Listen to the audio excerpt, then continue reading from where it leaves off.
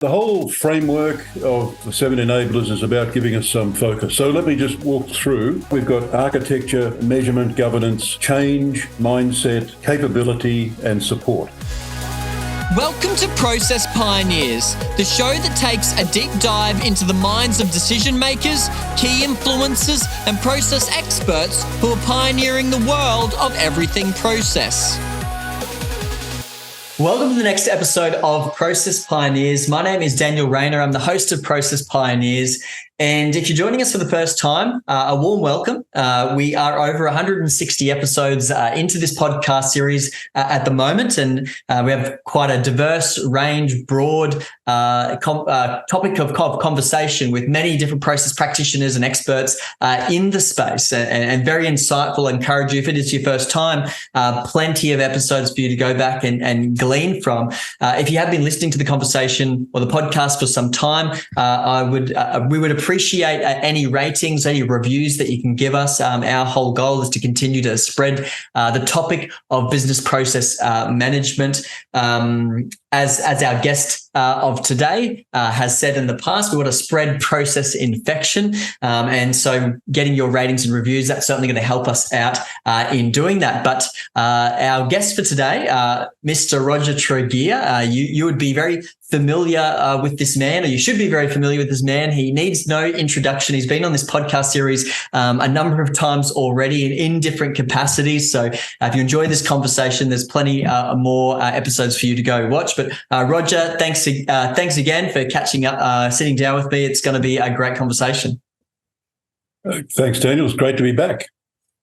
So I know when I hear the name Roger Tregear, and when people talk about Roger Tregear, in fact, I think it was just this morning I was talking with someone that you recommended me on to. I hear this, I guess this pillar, I don't know if you would call it that, or this principle that you've developed or come up with called the 7 enablers of BPM. And I think for today's conversation, I'd really love to dive into this topic because when it comes to organizations that are adopting BPM, implementing BPM, if they don't have any grid or framework of what does that look like?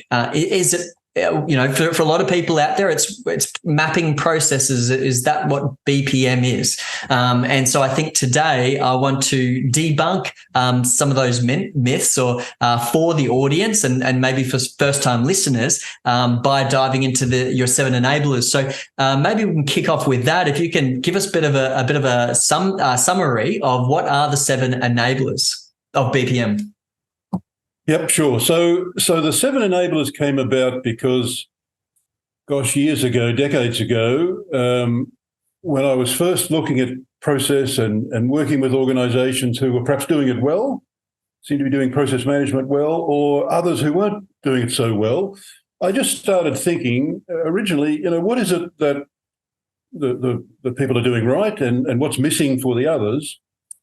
And so I started just coming up with a list of things that I thought, okay, what are the characteristics? What are the things you've got to get right? What is it that enables good process management? And eventually I came up with 7 enablers, and people around the world have been trying to convince me of the 8th or even 9th enabler for a long time. But I think 7 works and has worked well for a long time. And it, I'm always keen to keep things as simple as possible, but no simpler, as the man said. And as you say, we need focus. Every organization's got thousands of processes. We're not working on all of them. We can't be. And even if we're not deliberately making choices, we're making them anyway. So the whole framework of the 7 enablers is about giving us some focus. So let me just walk through. The 7 enablers, I'll name them first and then I'll come back and just very briefly flesh them out a bit. So we start, we've got architecture, measurement, governance, change, mindset, capability, and support. So all equally important, by the way, and they're not independent variables. They're very much connected. And these are the 7 things that I think you need to have working well and developing more or less in sync so that you've got a good chance of establishing and sustaining process-based management. So architecture is just having a process architecture. It's visualizing the processes. we don't know what our processes are, then we're not going to be able to do much else. Measurement, of course, is about performance of those processes. The purpose of all of our process work is performance. We need to focus on that. Governance is all of that decision-making around which process, We're not optimizing organizational performance if we're improving the wrong process. So we've got to choose wisely and make those decisions. And also, we're now talking about managing performance across the organization chart. And that's very new and different. So that's what governance is all about. And then the fourth enabler in the middle of the list as I'm doing it now is change. And that's fundamental, isn't it, to everything we do. And by change, I mean change in organizational performance, not just, change in the number of processes we've modeled or whatever, but actual demonstrable change, valued change in organizational performance. And then mindset is simply that we need to have a shared understanding of what we mean by process across the organization. We need to have some terminology, but why are we doing it and how are we doing it and why is this important? What do we even mean by process? So that's a kind of a process-aware culture that we need to develop, make it uniform. By capability, I just mean the normal English meaning of the word. I just want people to have the experience and expertise to do what it is we want them to do. And we want everyone across the organisation to have some involvement in process, not just a central team. Support is about the central team. We do need such a group. We need the super users. We need the experts. We need the people who will own the architecture, own the methodology, run the modelling tool, control modelling conventions, all of those centralised things. But their main job, I think, is to raise capability across the whole organisation, not just their own. I mean, if you set up, it happens so often, you set up this central process group and they have to be involved in everything. Well, in any other context, we'd call that a bottleneck. And we process folk would say we should get rid of that. Well, that's just a bit embarrassing, isn't it? We've kind of created the Office for the Prevention of Process Improvement. So that's the seven things. And I'm often working with organisations for whom it's not, the whole process management thing isn't quite working yet. And it's always going to be one or more of those that isn't quite there.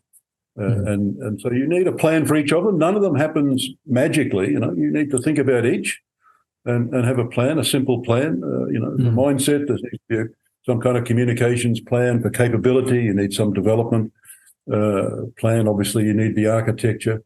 Measurement, you have to decide process KPIs, collect the data, track performance, those things. It has to be deliberate, but it's it's relatively straightforward to do. That's my summary of it, and I know it works. I've seen it work in many, many places.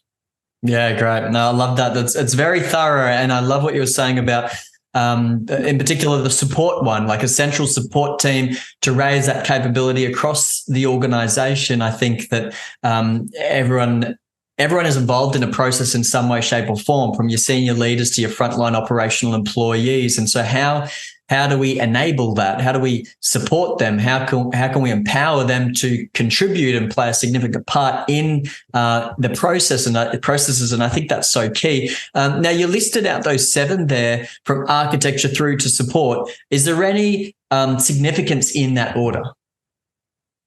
No, I mean, they're all, well, yes and no, but I mean, they're all equally important. And if you ever see the diagram I use, it's a Mobius strip, which has the characteristic of not having a start and a finish for that reason. So we need them all. But of course, if you don't have process architecture, if you don't know what your processes are, then nothing else is going to happen. So there might be some order in the way I said it. So architecture, measurement and governance are the kind of engine room, the more tangible things perhaps, and then change is what it's all about, the purpose. And then the others are perhaps certainly mindset and capability, perhaps a little intangible but important, and then obviously support is the practical thing that you need. So they're all equally important, but I think a very useful exercise for any organisation. It's not going to work here, but I've got a card. They're just like business card size, one for each enabler. and I have sets of those, and I work with people, and I give them each, and I say, lay them out on the table, and then for you in your organisation now, line them up. What do you think is hardest to easiest? Hardest on the left, easiest on the right, and you all do it separately, and then we'll have a conversation about it, which is a great conversation. And we get all sorts of various things, because there's no right or wrong answer. It depends on the person's experience and whatever happens at the time. For me, I always think my experience is that mindset is the hardest. It's difficult to change people's minds, but the good news is, having changed the mind, it's still difficult to change the mind. So, you might be able to kind of get some lock in. And for me, putting the architecture together is the easiest thing, because that's what I kind of do for a living. And then you have all sorts of conversations about how it fits in the middle. So I think they can vary depending on the personal experience and also where the organisation is and what its challenges are at the time. But you need them all. But I would say, if you don't know what your processes are, then you're not going to do much else. And also, if you're not delivering change, the phrase I use is proven valued business benefits. So benefit to the business, valued by the business, and proven with data about which there's no dissent. If you're not actually delivering that, then by our own process definitions, everything you're doing is a waste of time, which is embarrassing. And talking about mindset being the hardest, architecture being the easiest, from your perspective, is that what you've observed as well? Like when you've ran through this exercise with different organisations, I'm sure there's been a variance in that. But would you say more oftentimes than not, mindset is the hardest enabler? Yeah, so in any organisation, you'll find people, you'll have this experience as well, and I'm sure everyone listening has had the same experience, that you talk about process with some people and their eyes light up, and you've just given them a framework, you've given them a way of thinking about the world, which they've been looking for, and everything's terrific. And then others you talk to, and the shutters come down, they've got no idea what you're talking about, and they'd really rather you went away. So you get that challenge, and then the issue to the reality of that in any particular organisation, it depends on who the people are who get it and whose eyes light up, or for whom the shutters come down. If you're talking about influential people in the organisation whose eyes light up, okay, well, you only need one or two of those, and then you need to get on and prove the rest of it. It's not, you can evangelise and people will buy into the theory of it, some people, but at the end of the day, you've got to prove it with some change and actually demonstrate what happens. And when we're building process architectures, I've probably done 20 of those in the last 10 years, but the last 5 years. But it's a reasonably straightforward step. When people start out in the workshops that we use, it's all a bit mysterious and not quite sure what we're doing, but it's never not worked. So I'm comfortable about that. Someone doing it for the first time wouldn't be, probably, but they have enough confidence in me to stay in the room and we get there. Yes. And, the conversation you have about that, the arguments, because we're just saying, what are the highest level processes? We start with strategy. What are the value propositions? What are the promises we make? Okay, these are the highest level core processes, and then work them down another couple of levels. And the conversations you have about that in a group, and the arguments, and we're always, what's the right verb? What's the right noun? How does this work? What does the strategy really mean? Those sort of conversations, they're almost an unintended consequence, but sometimes they're more powerful than or as powerful as having the actual outcome, the process architecture itself. People regularly say at the end of that kind of exercise, I now understand the strategy much better than I did. Process architecture is just saying, how do we execute this strategy? These lovely, nice work, vision, mission, etc. That nice poster hanging on the wall, but what does that mean in the real world? When the rubber hits the road, what does that mean? All of those well-crafted words. So that's the gap that we fill, that we bridge from strategy to process to execute. No, that's great. That's awesome. And when you're talking about creating an architecture, where do you sit with frameworks? I know that some organizations adopt them and maybe try to align with them too strictly, and they get stuck, and then they calling out for help. How do we, we're struggling to align. Other people won't touch a framework with a 10-foot pole. Where do you sit with the frameworks? Well, I guess somewhere in the middle. I'm all about making life as simple as possible and not reinventing wheels where you don't need to. So I have the classic view that we've got management's core and support processes. And for management and support processes, I have no problem with reference models, with standard process, because it is pretty standard. Mm. In support, everyone has HR processes and IT and finance and procurement and legal and you're not supposed to be too inventive about all of that. Innovative accounting is you go to jail for that. So and you might have different terms for different things, but they're basically the same processes. So for management and support, I've got a reference model of my own that's been built up over the years. It's just an accumulation. I couldn't tell you where all the bits come from, but no doubt various bits from the usual reference models, and then other things we learn every time we build one.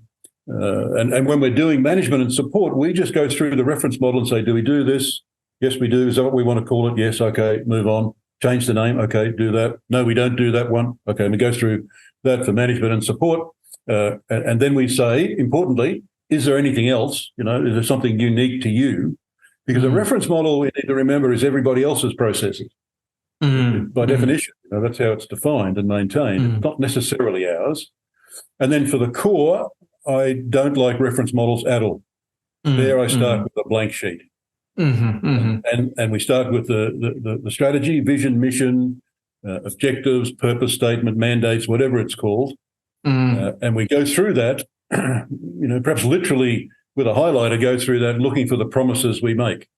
And the thing that I'm literally doing is well, maybe not if it's on a screen, but I'm going through looking for the verbs in the vision, mission, etc., because that'll give us some indication of what the promises we're making. So that's what a strategy does. It makes promises. So what are the promises we're making? Those promises we turn then into the highest level core processes.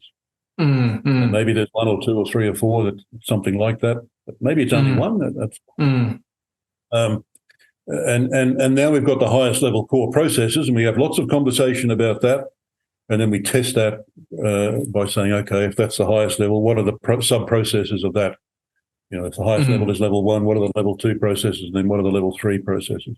And that's the bit where we put most of the time when we're building the architecture. And I like to build it down across management core and support process down 3 levels, because that gives you a nice kind of structure and a start. It's not just abstract highest level, which can be quite abstract, but we've got something pretty solid. And there's some like 250 to 350 processes usually when you get to those 3 levels, so it's not trivial. Yes. And then you would go down to 5, 6, 7, or is it just totally dependent on the organisation and how much detail they need to capture? That's right, exactly. It's not. It doesn't stop at level 3, of course. It's processes all the way down. So but you only go as deep as you need to because you've got a good reason. You will have heard people say we're going to model all of our processes, and I always think, really? Why? And that's hundreds, if not thousands, of processes. That's a lot of modelling. It might be great for people who sell modelling tools, but in the longer term, it's not, is it? Because now you've got hundreds of process models that no one ever uses. That just looks like a waste of time, which it would be. So yeah, the bottom of the process architecture is not a straight line. Yes, build right. down to 5, 6, 7, wherever you need to, because you've got a good reason. And it might be that there's a problem you need to find out. You might be contemplating some automation. You might want to use that material for training. It might be a regulatory reason that you just need to document the processes and manage them. There's all those kinds of good reasons. We want to do it, just in time, not just in case. Yes. Yeah. No, that's great. Yeah, I think the topic of architecture, it's so important, and I think it's a great place to start because it really does give you those boundaries, that structure for creating or capturing that detail further down. I think in some organizations, they're not starting with an architecture, they're starting mapping like specific processes in pockets of the organization without really understanding, well, what's the context of this? Where does this actually sit in cross-functionally and from a hierarchical perspective as well? And that's, I guess, where you end up with huge diagrams that are unusable. I mean, the person that created it might understand what's going on, but anyone else that looks at it, they're like, oh my goodness, what does this even mean? Yeah, and it's very seldom for the person who understands it. It's for all the other people who don't. That's the point of documentation, isn't it? And by the way, I'm very strong on the idea that we do it top down, from strategy down through the highest level to the lowest levels, and you cannot properly do it bottom up. I mean, when we start this, every organization's got lots of process models at lower levels and disjointed pieces and departmental processes and whatever. They've all got that, and we're not saying throw all that out. Because as we come down, eventually we'll meet this stuff coming up. But if you say we're going to, do it from the bottom up, so you go around to every department, every group, and you make a list of all the things they do, and then you've got, hundreds, if not thousands, of process names, and you do some kind of affinity mapping thing where, you're a wall full of Post-it notes, and you're trying to merge them to something that looks similar. You can do that, and you'll end up with something that looks a bit like a process architecture, but it's got nothing to do with strategy, except occasionally you'll just like fluke, a broken clock's right twice a day, but you won't get any kind of strategic structure of process. A bunch of stuff. And that's not useful. That doesn't explain how the organization works. So, it's very time consuming. It's difficult to do, and it gives you the wrong answer. So it has nothing to, doing it bottom up has nothing to recommend it. Don't do it. I love that. From the top down, we get to those three levels, it takes a couple of weeks. It's not that hard. Yes. Everybody, and you've only got 5 or 10 people in the room who have some good understanding of the organization. They don't have to be experts in everything, but we're just trying to get it. And I say it takes a couple of weeks, but when people say, how long does it take to build an architecture? I say forever, because it's never finished. That's the continuous bit of continuous improvement. It should always be evolving as we get better and better understanding and more people get involved. Yeah. That's good. And that top level is really, it's for the senior leadership to understand from an end-to-end perspective, from a bird's eye perspective, how do we deliver value as an organization, that your senior leaders maybe aren't going to be drilling down into level 4, 5, 6 into the micro detail of the organization, but from that sort of end-to-end cross-functional perspective, what does that look like? And they're really the ones that you want to bring on board from the beginning to get that buy-in, that sponsorship, and that's really what's going to drive it. But on the topic of mindset, I'm not sure if there's an answer to this, but if senior leaders aren't thinking process, what are they thinking? And how are they making decisions? Obviously, they're running organizations, they're leading organizations, but if process isn't in the picture, if it's not in their mindset, what's the alternative? Yeah, I mean, the problem we all have in the process caper is that organizations who can't even spell BPM still seem to struggle along, and some of them are struggling along really well. But I think it's because people are, every organization is using its cross-functional processes to produce value and execute a strategy. I mean, that's just a fact of life. You can't do it any other way. Some people are not conscious of that, but they're still doing it reasonably well, and they could do better. So I think, when you come to the executive, you're not the first person that's lobbed up in some executive office with a whole new way of telling the executive how to do their job better. They get a steady stream of that, and they probably think they're doing okay. and they probably are. So what are you trying to do? So, I mean, I think the fundamental message that gets through to executives is that, we're managing up and down the organisation, and we know how to do that. The org chart is well advanced. That's the most sophisticated tool we've got, but we get work done across. That's obvious. Now, who's in charge across? Who's managing all of the pieces? We manage the boxes on the white chart, on the org chart, but what about the white space between them? So that kind of thinking resonates a lot. But then you've got to very quickly get to a point where you can demonstrate the value. Value is not, we model 200 processes.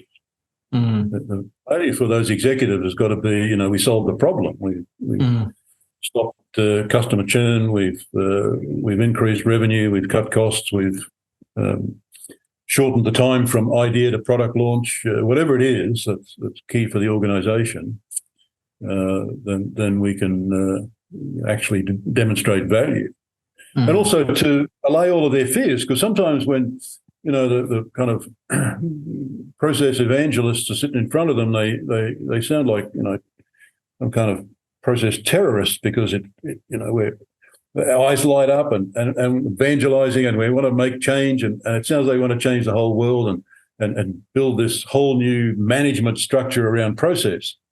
Well, that doesn't feel like it's going to be cheap or containable.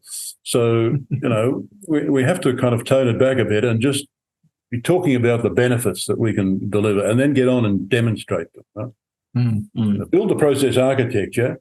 I'm always saying to people, just pick 3 processes, right? Not 30.